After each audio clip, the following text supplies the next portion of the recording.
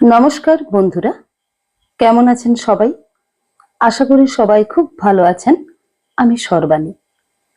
আমার বই পড়ুন বইকে ভালোবাসুন চ্যানেলের আজকের নিবেদন লেখক হেমেন্দ্র কুমার রায়ের লেখা একটি ভৌতিক গল্প, বাঁদরের পা। শুনতে থাকুন। বাঁদরের পা। অবনীবাবু বলেছিলেন, আগ্রা থেকে আমি ফতেপুর সিক্রিতে বেড়াতে গিয়েছি। সেই সময়ে এক ফকির এটা আমাকে দেয়। জিনিসটা আর কিছুই নয়, বাঁদরের একখানা পা। সুরেনবাবু আশ্চর্য হয়ে জিজ্ঞাসা করলেন, বাঁদরের পা? সে আবার কি? অবনীবাবু বললেন, বিশেষ কিছু নয়, বাঁদরের একখানা শুকনো পা। মিশরের লোকেরা যে উপায়ে মানুষের মরা দেহকে শুকিয়ে রাখে, সেই রকম কোনো উপায়েই এই বাঁদরের পা খানাকে শুকিয়ে রাখা হয়েছে। এই দেখুন। বলে তিনি পকেটের ভেতর থেকে একটা জিনিস বের করে দেখালেন। সুরেনবাবুর স্ত্রী সুরমা কার্পেট বুনতে বুনতে মুখ তুলে শিউরে উঠে বললেন, মাগো, ওটাকে আপনি আবার পকেটে পুরে রেখেছেন? আপনার ঘেন্না করে না? সুরেনবাবু শুধলেন, এর গুণ কি? অবনীবাবু বললেন, এর মহিমায় তিনজন লোকের তিনটি করে মনোবাঞ্ছা পূর্ণ হতে পারে। বলেন কি, এও কি সম্ভব? হ্যাঁ, প্রথম এক ব্যক্তি এই জিনিসটির গুণ পরীক্ষা করেছিলেন। তার প্রথম দুটি ইচ্ছার কথা জানি না, কিন্তু তৃতীয়বারে সে মরতে চেয়েছিল। তার সেই ইচ্ছা পূর্ণ হয়েছে। কি ভয়ানক! আর কেউ এর গুণ পরীক্ষা করেছে? অবনীবাবু একটা দুঃখের নিঃশ্বাস ফেলে বললেন, হ্যাঁ, আমি করেছি, কিন্তু পরীক্ষা করে এইটুকু বুঝেছি যে অদৃষ্টে যা আছে তা ঘটবে। নিয়তির বিরুদ্ধে কেউ যেতে পারে না। তাই এই জিনিসটাকে আজ আমি গঙ্গায় ফেলে দিতে যাচ্ছি। সুরেনবাবু বললেন, সে কি কথা? আপনার কথা যদি সত্যি হয়, তাহলে তো বলতে হবে যে এর শক্তি এখনো ফুরায়নি। এখনো আর একজন লোক এর কাছে তিনটি ইচ্ছা প্রকাশ করতে পারে। তা পারে? তাহলে ওটা আমাকে দিন না কেন? অবনীবাবু আঁতকে উঠে বললেন, বলেন কি সুরেন বাবু, আমি আপনার বন্ধু হয়ে এমন শত্রুর কাজ করতে পারবো না। কেন? আপনি জানেন না এ হচ্ছে কি সাংঘাতিক জিনিস? একে পরীক্ষা করা মানে হচ্ছে অমঙ্গলকে ডেকে আনা। সুরেনবাবু সকৌতুকে হেসে বললেন, তবু দেখাই যাক না আপনার রূপকথার ভেতরে কতটুকু সত্য আছে। ওটাকে গঙ্গায় ফেলে না দিয়ে আমার হাতেই দিয়ে যান। অবনীবাবু বললেন, বেশ, আপনার কথাই থাকুক, কিন্তু যদি হিতে বিপরীত হয় তাহলে শেষটা আমাকে যেন দুষবেন না। এই নিন। সুরমা বললেন, হ্যাঁ গো, এ যেন আরব্য উপন্যাসের আলাদিনের প্রদীপের গল্প। তোমার বন্ধুর মাথা খারাপ হয়ে গেছে। সুরেনবাবু বললেন, আমারও তাই বিশ্বাস। তবু মজাটা একবার দেখাই যাক না। প্রথমে কি ইচ্ছা প্রকাশ করি বলো তো? সুরমা বললেন, আমাদের তো কোনো অভাবই নেই। চেনের ভালো চাকরি হয়েছে, তুমি পেনশনও পাচ্ছ, আমরা তো সুখেই আছি গো। তবে হ্যাঁ, আমার একটি ইচ্ছা আছে বটে। আমাদের বাড়িখানা অনেক দিন মেরামত হয়নি, আর বাগানের দিকে খান দিনে ঘর তৈরি করলে ভালো হয় না? এজন্য 1,000-5 টাকারও দরকার। সুরেনবাবু হো হো করে হেসে বললেন,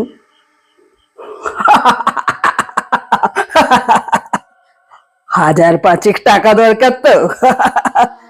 তা আবার ভাব নাকি, এখনই তোমাকে দিচ্ছি। বলেই তিনি বাঁদরের সেই শুকনো পাখানাকে হাতের উপরে রেখে বললেন,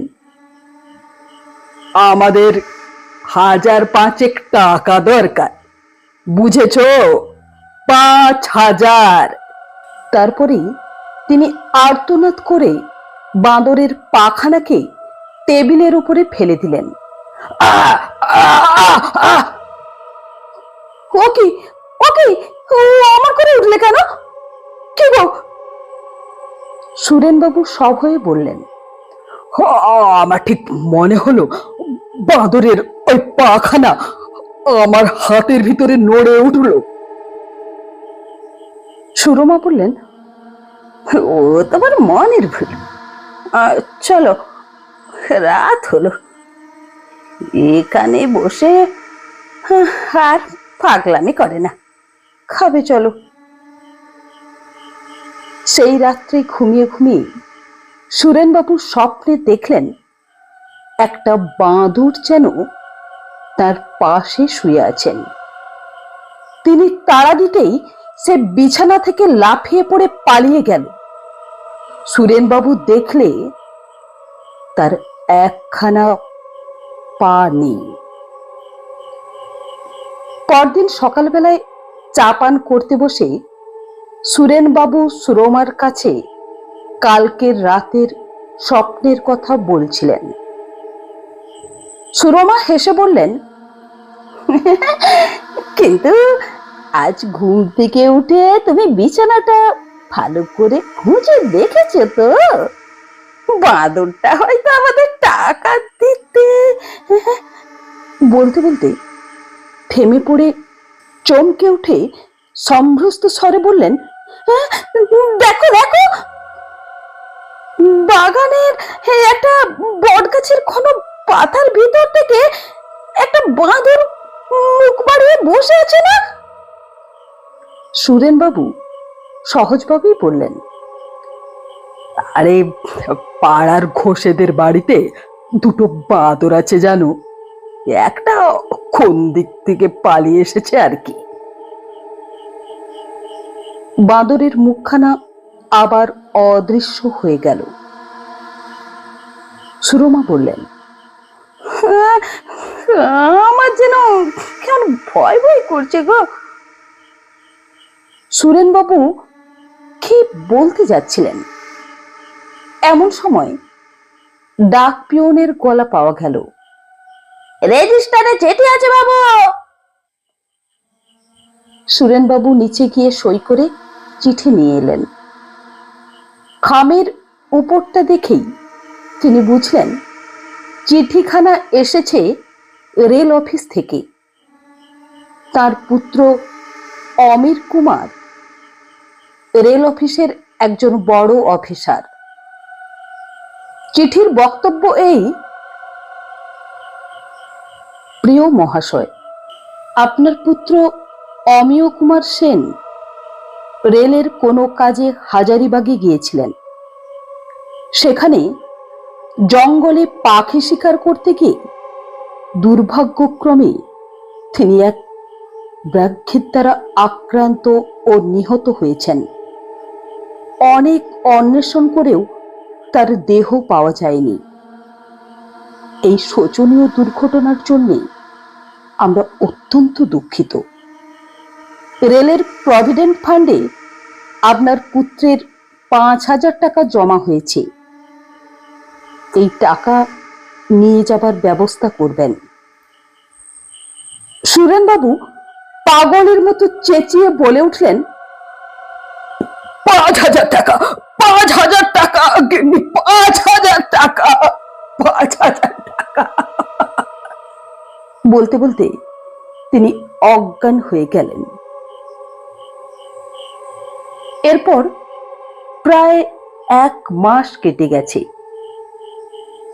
গভীর রাত্রি। সুরেনবাবু আর সুরমা পাথরের মূর্তির মতো বসে আছেন। তাদের চোখে ঘুম নেই। অমাবস্যার রাত, আকাশ অন্ধকার। বাগানের বড় বড় গাছগুলো দমকা হাওয়ায় যেন কেঁদে কেঁদে উঠছিল। হঠাৎ সুরমা বলে উঠলেন, ও গো, সেই বাঁদরের পাটা কোথায় গেল গো? বাঁদরের পায়ের কথা সুরেনবাবু একেবারেই ভুলে গিয়েছিলেন। টেবিলের দিকে তাকিয়ে দেখলেন সেখানেই সেটা পড়ে রয়েছে। তিনি স্ত্রীকে বললেন, ওই যে ওখানে, কিন্তু ওর কথা জিজ্ঞাসা করছো কেন? সুরমা বললেন, ওর কাছে এখনো তুমি দুটো ইচ্ছা প্রকাশ করতে পারো। সুরেনবাবু বললেন, না না, আর কোনো ইচ্ছা প্রকাশ করার দরকার নেই। ওসব বাজে আজগুবি ব্যাপার। সুরমা বললেন, না না, আমি আমার ছেলেকে দেখতে চাই। সুরেনবাবু বললেন, কি তুমি আবোল তাবোল বকছো? কোথায় আমাদের অমিয়? বেঁচে থাকলে সে আপনিই আসতো। সুরমা মাথা নেড়ে বললেন, না না না, আমি তাকে দেখবই। তুমি ইচ্ছে করলে সে এখনই আসবে। সুরেনবাবু বললেন, শোকে তোমার মাথা খারাপ হয়ে গেছে।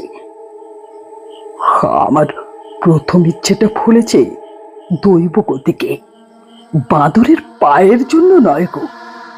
ওর কোনো গুণ নেই। অসম্ভব কখনো সম্ভব হয় না। সুরমা কাঁদতে কাঁদতে বললেন,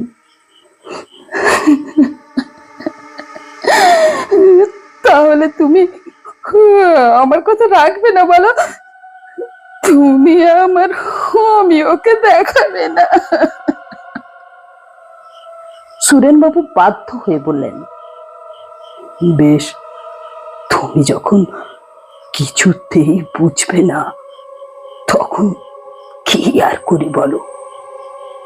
এই বলে এগিয়ে গিয়ে টেবিলের ওপর থেকে বাঁদরের পাটা তুলে নিয়ে বললেন, আমি আমার ছেলে অমিয়কে দেখতে চাই।